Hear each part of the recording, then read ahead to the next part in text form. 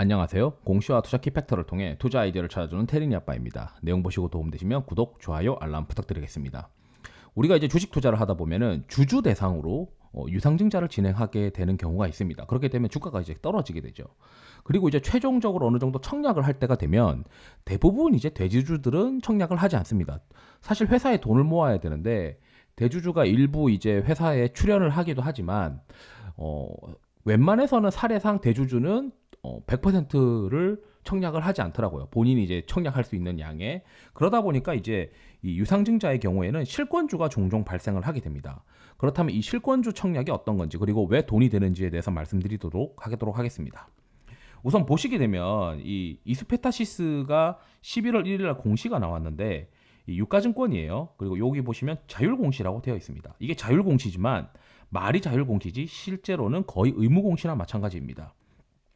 이 청약 대상자는 기존에 있는 주주들한테 10월 29일 날 청약을 시켰는데 이 청약을 하니까 청약률이 88.07%더라라고 나옵니다. 그러니까 그러면은 나머지 물량이 남아 있다는 거죠.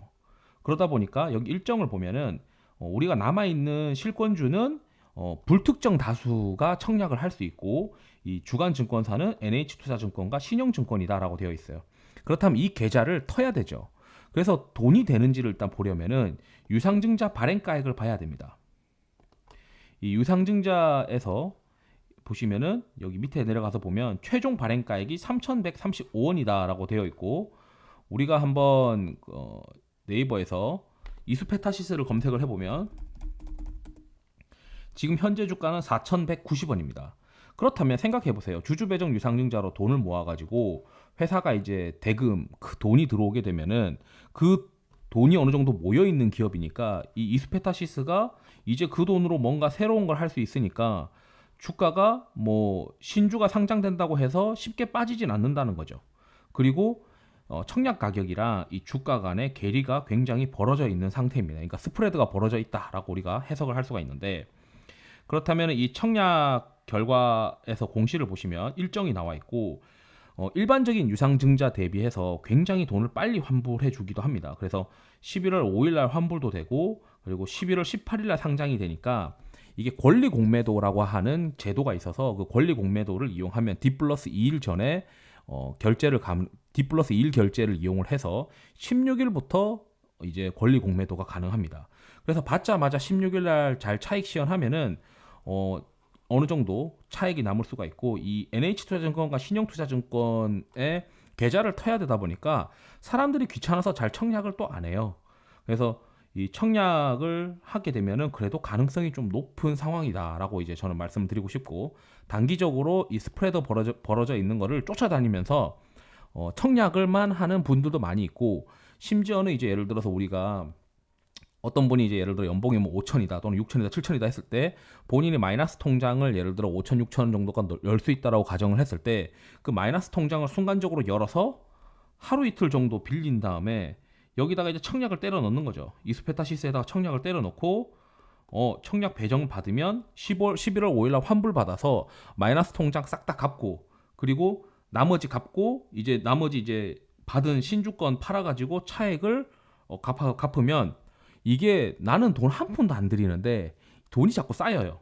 그래서 이렇게 유상증자의 결과 주주 배정을 대상으로 하는 유상증자가 이렇게 자율공시가 뜨면서 청약이 미달되게 됐을 때 이 미달된 것을 불특정 다수가 일반 공모로 받을 수가 있고 이 일반 공모를 통해서 청약을 해서 청약을 받게 되면은 받자마자 팔면 스프레드가 벌어져 있어서 차익을 남길 가능성이 있다. 특히 이제 유상증자 결정 공시를 보면은 보통 이제 유상증자가 잘 되도록 이 자금 사용 용도나 이런 것들이 다 나와 있어요.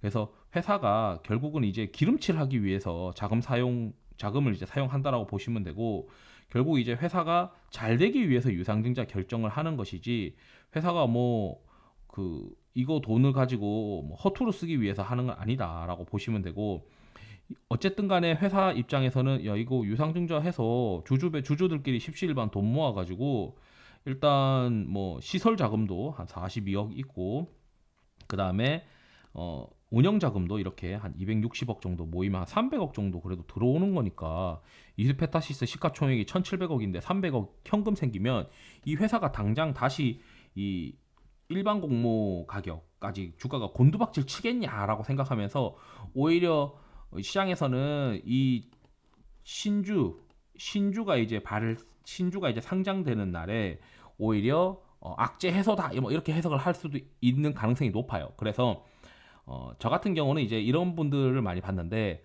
예전에 이제 어떤 아줌마 세 분이 있으셨는데, 그분들은 보니까 이렇게 주주 배정 유상증자 실권주와 그리고 IPO 하는 것들은 쫓아다니면서 이것만 하더라고요. 그러니까 IPO 청약해서 물량 받아서 팔고, 그 다음에 이렇게 주주 배정 유상증자 실권주 난 거 쫓아다니면서 청약하고 팔고, 그분들 뭐 레버리지 쓰더라도 걱정 없다고 하시더라고요. 그래서 이런 것들도 한번 일정을 보시면서 체크를 하시면은 참 이제 돈이 되는 기회가 될 수 있다. 이렇게 좀 말씀드리면서 영상을 마치도록 하겠습니다. 투자에 도움이 되시길 바랍니다. 감사합니다.